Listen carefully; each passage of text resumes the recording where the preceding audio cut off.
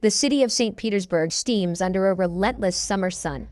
The air is thick, heavy with the odors of dust, canals, and human desperation. Down on the crowded streets, a young man walks. His name is Rodion Romanovich Raskolnikov. He is tall and handsome, but his clothes are little more than rags, a testament to the profound poverty that grips him. He moves with a nervous energy, his eyes darting, his mind a whirlwind of tormenting thoughts. He is a former student, a man of intellect, yet he has been forced to abandon his studies. He now lives in a tiny, coffin-like room at the top of a tenement building, a space that feels more like a cage than a home. Every step he takes through these oppressive streets is a step deeper into his own internal conflict. He feels a profound alienation from the bustling crowds around him. He sees their faces, hears their chatter, but feels utterly disconnected, as if separated by an invisible wall of his own making. The city itself seems to be a character in his drama, its squalor and its suffocating heat mirroring the decay within his own soul. He is trapped, not just by his poverty, but by an idea, a dangerous and compelling thought that has taken root in his mind and is now beginning to blossom into a dreadful, all-consuming obsession. He walks with a purpose, but it is a purpose that fills him with both revulsion and a strange, thrilling sense of power. This is not a sudden crisis. It is the culmination of months of isolation and intellectual arrogance. He has spent countless hours locked away in his tiny garret, brooding over the injustices of the world and his own perceived superiority. He sees himself as different, a man destined for greater things than the miserable existence he currently endures. This belief has twisted into a dangerous philosophy, a justification for what he is about to do. The city, with its stark contrasts of opulent palaces and wretched slums, only serves to reinforce his grim worldview. It is a world, he believes, where the ordinary rules of morality do not apply to everyone equally. He is on his way to conduct a test, a small rehearsal for a monstrous act he is contemplating. He feels a chill run down his spine. Despite the oppressive heat, it is a mixture of fear and excitement. The plan is forming, solidifying from a hazy intellectual exercise into a concrete series of actions. Each detail, from the route he takes to the lies he will tell, has been meticulously considered. He is a man on the very edge of a precipice, staring down into an abyss of his own creation. The question that haunts him is not whether he can do it, but whether he has the right to. And in the dark corners of his proud and desperate mind, he has already decided the answer. At the heart of Raskolnikov's turmoil is a theory he has developed, an article he once wrote.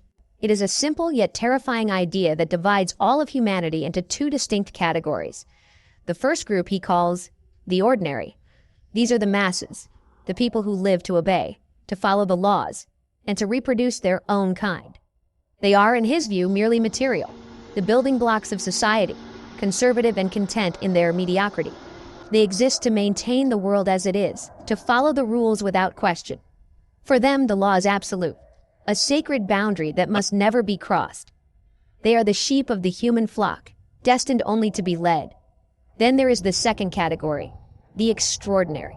These are the rare individuals, the geniuses, the Napoleons of the world. These people, Raskolnikov argues, are the true movers of history. They have an inner right, a higher permission to transgress. They can step over obstacles, even if that obstacle is the life of another human being, if it is necessary for the fulfillment of their idea or their destiny. For them, the law is not a barrier but a tool, something to be used or discarded as they see fit. They are the creators of new laws, the architects of new worlds, and they are not bound by the morality that governs the ordinary herd. This is the poison that has infected his mind. He desperately wants to believe that he belongs to this second group. He sees himself as a man of great potential, held back only by the cruel circumstances of his poverty. He looks at the pawnbroker, Alyona Ivanovna, as more than just a person. She is a symbol. She is a cruel, withered old woman who preys on the desperate, hoarding wealth while others starve. In his twisted logic, her life has no value. In fact, he convinces himself that removing her would be a positive act. He could take her money, he rationalizes, and use it to complete his studies, to help his family, and to set himself on the path to greatness. His target is carefully chosen. Alyona Ivanovna is a louse, a parasite feeding on the suffering of others. Raskolnikov tells himself that killing her is not really a crime. It is more like an act of justice, A simple matter of arithmetic where one useless life is sacrificed for the potential of a great future and the good of many others.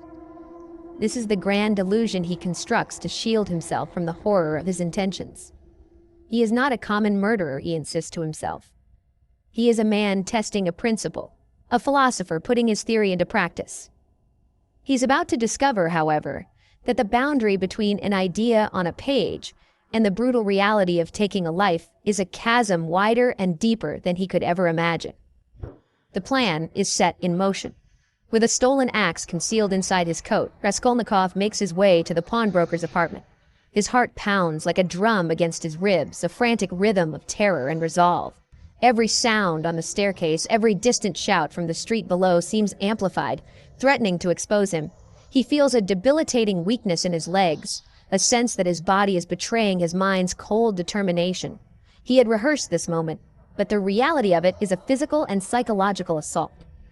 He rings the bell, his hand trembling, and after a moment of tense silence, the door creaks open. The old woman, Alyona Ivanovna, peers at him with suspicious, mistrustful eyes. He presents her with a fake pledge, a silver cigarette case clumsily wrapped to look valuable. As she turns her back to the light to untie the string, he sees his chance. The moment is here. In a flash of brutal, shocking violence, he raises the axe high above his head and brings the blunt side down upon her skull. The act is clumsy, horrific. It is not the clean, decisive strike he had imagined. It is a messy, sickening reality of splintering bone and flowing blood. The louse is dead, and Raskolnikov stands over her, the axe dripping in his hand, his mind reeling from the sheer visceral horror of what he has done. Panic sets in. He scrambles to find her keys, to locate the money and valuables he had planned to take, but his hands shake uncontrollably, and his thoughts are scattered. He is fumbling in a chest when he hears a noise from the outer room. His blood runs cold. He had been certain the old woman would be alone. He freezes, listening. The sound is unmistakable. Someone is at the apartment door. It is the pawnbroker's gentle, timid half-sister, Lizaveta, who has returned unexpectedly. She enters the room and sees the horrific scene, her face a mask of silent, paralyzed terror. She is a witness. In that moment, all of Raskolnikov's theories about extraordinary men and calculated transgressions evaporate. There is no logic, no philosophy, only raw, animalistic fear. He cannot let her live. He turns on Lizaveta, the sharp end of the axe now leading the way. He strikes her down with a single devastating blow. The second murder is not part of the plan. It is a desperate, horrifying improvisation. Two bodies now lie on the floor. The crime is no longer a philosophical test. It is a bloody, chaotic mess. He has not proven his superiority. He has only proven his capacity for brutal, senseless violence, and in doing so, he has murdered not just two women, but also the man he thought he was. Raskolnikov escapes the apartment building by sheer dumb luck, slipping past two painters on the stairs without being seen. He stumbles back to his tiny room, a ghost moving through the city he has just violated. He shoves the few stolen trinkets and the blood-soaked purse under a loose piece of wallpaper, his mind a frantic blur. The physical evidence is hidden, but the evidence etched into his soul cannot be erased. He collapses onto his bed, not with the relief of a successful criminal, but with the crushing weight of a man who has shattered his own world. The pride and arrogance that fueled his crime are gone, replaced by a profound and terrifying emptiness. A fever takes hold of him. It is a physical manifestation of his psychological torment. For days, he lies in his room, drifting in and out of consciousness, caught in a nightmarish delirium. His dreams are filled with fragmented images of the murders, the glint of the axe, the look of terror in Lizaveta's eyes, the sticky warmth of blood. When he is awake, he is consumed by paranoia. Every footstep in the hallway, every knock on a neighbor's door sounds like the police coming for him. He is summoned to the police station over a debt, and the ordinary administrative setting becomes a torture chamber. He faints at the mere mention of the murders, his guilt screaming from every pore. He tries to resume a normal life, but it is impossible. The crime has created an unbridgeable chasm between him and the rest of humanity.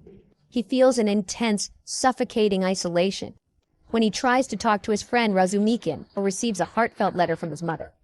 The words feel meaningless. Their love and concern are for a person who no longer exists.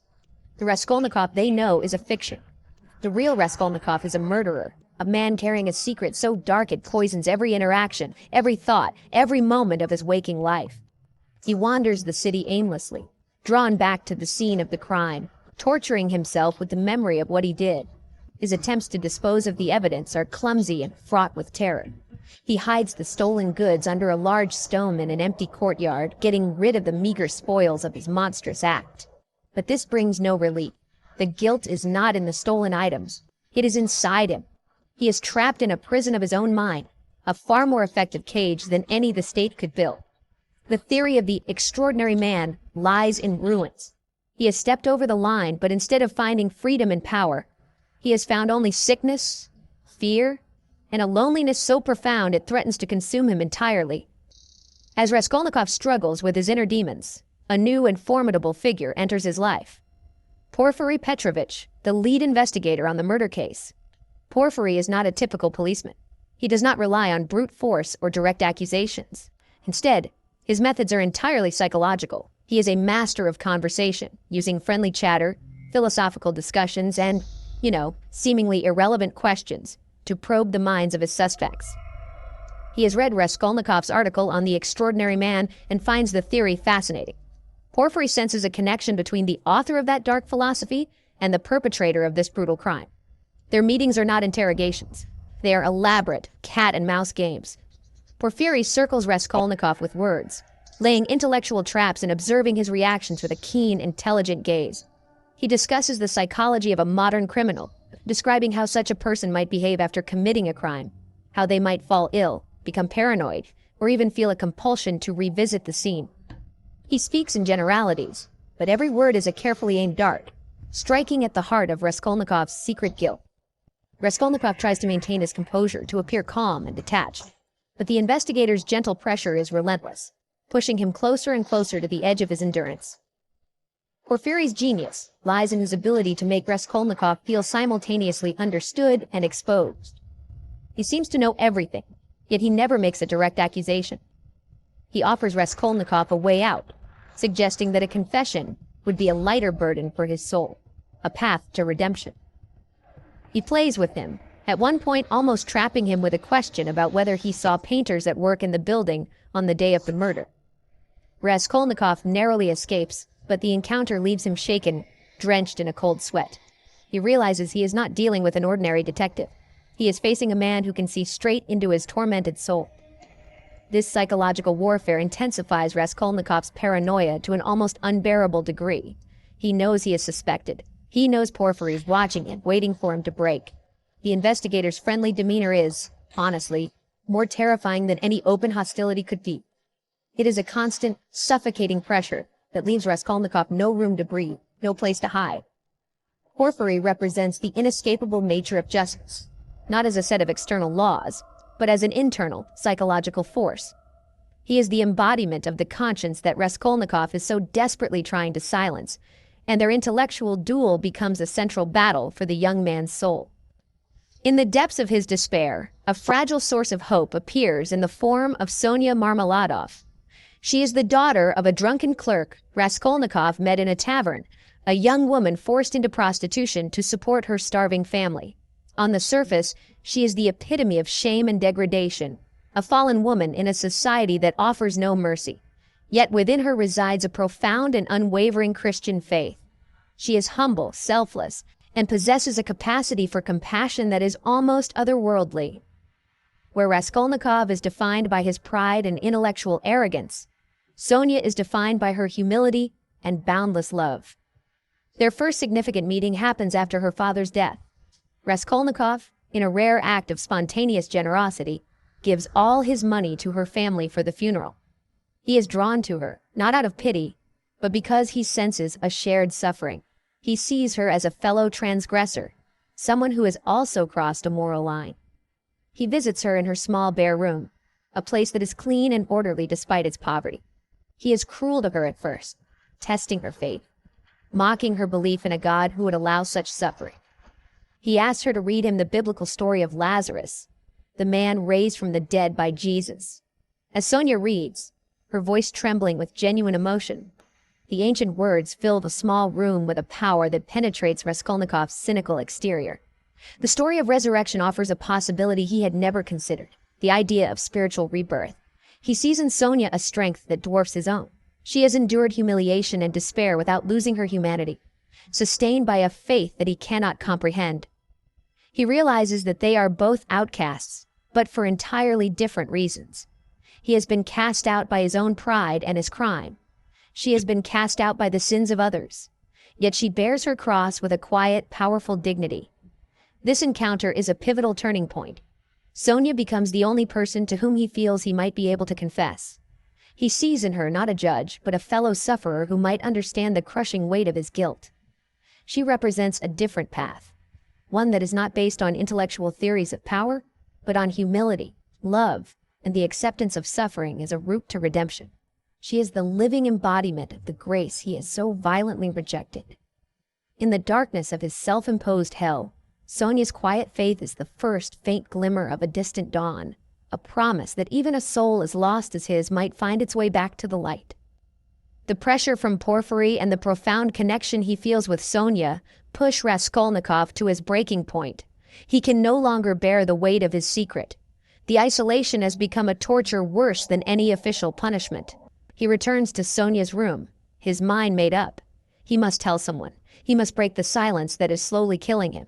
He arrives in a state of extreme agitation, his words coming in tormented, fragmented bursts. He confesses not with pride, but with a deep, agonizing sense of shame and self-loathing. He tells her that he is the one who murdered the old pawnbroker and her sister, Lizaveta. Sonia's reaction is not one of horror or revulsion. Instead, she is overcome with immense pity and compassion. She weeps for him, for his lost soul. She does not condemn him. She embraces him, kisses his feet, and declares that she will follow him anywhere, even to the frozen wastes of Siberia. Her love is unconditional. She tells him that he must confess his crime publicly, that he must go to a public crossroads, kiss the earth he has defiled, and accept his suffering. Only through accepting his punishment, she insists, can he begin to atone for his sin and find peace. Her response shatters the last remnants of his prideful theory. Love, not power, is the path to redemption. His confession to Sonia is the first step, but the final act of surrender must be to the authorities.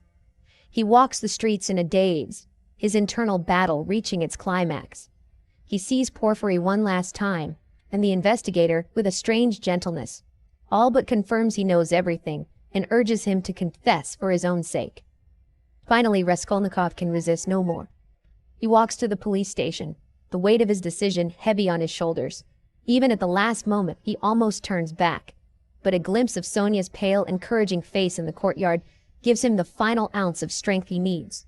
He enters the office, and with a voice that is barely a whisper, confesses everything. The great intellectual, the self-proclaimed extraordinary man, surrenders. The act of confession is not a moment of defeat, but one of profound, painful liberation. The terrible tension that has held him in its grip for weeks finally snaps. The psychological prison walls crumble. He has finally admitted his humanity, his fallibility, and his guilt. The legal punishment is about to begin, but the true journey, the path towards healing his soul, has just been made possible. He has chosen suffering, and in doing so has taken his first real step away from the abyss. Raskolnikov is tried, and thanks to his confession and evidence of his prior good deeds, he receives a relatively lenient sentence: 8 years of hard labor in a Siberian prison camp. The journey to this remote frozen land is arduous, a physical manifestation of his descent into the consequences of his actions. The prison itself is a harsh and brutal environment. He is surrounded by other convicts, men who are truly hardened criminals, and he feels as alienated from them as he once did from the crowds in St. Petersburg. They sense his intellectual background and resent him for it, calling him a gentleman and treating him with suspicion and hostility. He performs his labor mechanically, his mind still locked in a state of cold detachment. He does not yet feel true remorse for his crime. He feels regret only for his failure. He berates himself for being weak, for not being a true Napoleon, for getting caught. His pride is wounded, but his soul is not yet healed. He is physically imprisoned, but he has not yet accepted his guilt in the way Sonia had hoped. The intellectual poison of his theory still lingers, preventing him from fully connecting with his own humanity or with the suffering of those around him. He is serving his sentence, but he has not yet begun the process of atonement. But he is not alone. True to her word, Sonia has followed him to Siberia. She settles in a nearby town and visits him at the prison whenever she is allowed. Her presence is a constant, quiet source of comfort and a reminder of the possibility of grace. She brings him small gifts, writes letters for his illiterate fellow inmates, and offers a gentle, unassuming kindness to everyone she meets. The other prisoners, who initially scorned Raskolnikov, come to adore Sonia, referring to her as their little mother. Her selfless love begins to slowly, almost imperceptibly, chip away at the ice around Raskolnikov's heart. Through Sonia, he begins to see a different kind of strength, one not based on power or intellect but on faith, humility, and love. Her unwavering devotion, even in this desolate place, stands in stark contrast to his own selfish pride. He falls ill again, and during his recovery, he has a powerful dream about a world destroyed by a plague of new ideas, where everyone believes they alone possess the truth. He awakens from this dream with a new, profound understanding. He finally sees the destructive horror of his own theory. It is a moment of epiphany, a cracking of the old, arrogant self. The long, cold Siberian winter of his soul is finally beginning to thaw. The true transformation happens one day by the banks of a wide, empty river. Raskolnikov is sitting, looking out over the vast, open landscape. Sonia comes and sits quietly beside him. In that moment, something inside him finally breaks. He looks at her, truly sees her for the first time, and realizes the depth of his love for her and the depth of her love for him. He falls at her feet and weeps. These are not the tears of frustration or wounded pride, but the tears of genuine remorse and overwhelming gratitude. The wall of alienation that has surrounded him for so long finally crumbles into dust. In that shared moment of love and forgiveness, Raskolnikov is reborn. He picks up the New Testament that Sonia had given him, the one from which she read the story of Lazarus. He does not open it yet, but the thought occurs to him that her beliefs could now become his beliefs. Her feelings, his feelings. The intellectual has finally surrendered to the heart. He understands that true greatness is not found in transgressing moral laws to prove one's superiority, but in the humble acceptance of our shared humanity, in compassion, and in the redemptive power of love. His pride has been replaced by a profound humility. The remaining years of his sentence are no longer a punishment, but a period of renewal. The hard labor, the coarse food, the harsh conditions, none of it matters in the same way. He has found a new purpose, a new reason to live. The future is no longer a source of dread, but a promise of a new life with Sonia. The story concludes not with the end of his sentence, but with the beginning of his new story. The story of a man's gradual renewal, of his slow passage from one world into another, of his growing acquaintance with a new and hitherto unknown reality. The enduring power of this tale lies in its profound exploration of the human condition. It serves as a powerful warning against the dangers of intellectual arrogance and ideologies that place ideas above human life. Raskolnikov's journey teaches us that no one is above the moral law, and that true freedom is not found in breaking rules, but in connection, compassion, and love. It tells us that even from the darkest depths of guilt and despair, redemption is possible. It is a story of crime and punishment, but more importantly, it is a timeless and deeply moving story of sin, suffering, and the ultimate salvation of the human soul.